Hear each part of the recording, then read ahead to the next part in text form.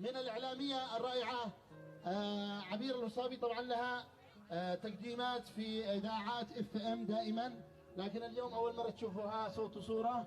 وتحية لها في البداية، ونسمع أحلى تقديم. تفضلي. التحية للجمهور الرائع اللي حافظ اليوم على النظام. شكرا لكم من أعماق القلب. شكرا لكم أنتم، شكرا لكم أنتم.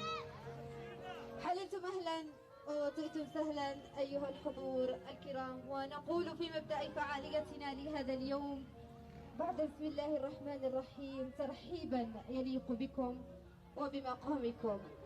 أهلا وسهلا وحيا الله من وصل، وحلك الغيث يحلو أينما نزل. لو تعلم الأرض مدى فوق تربتها لأخرجت من مواضع هديكم عسلا. ولو علمنا متى تنزل رواحلكم ديارنا لافترشنا دربها المقلا.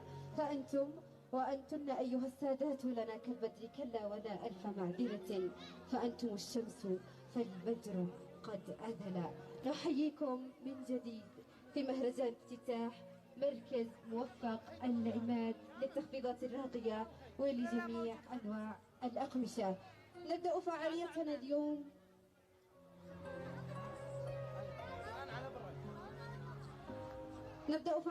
اليوم نبتدئها بآيات من كتاب الله الحكيم يتلوها على مسامعنا الأستاذ محمد الحبابي بعد قوله: أعوذ بالله من الشيطان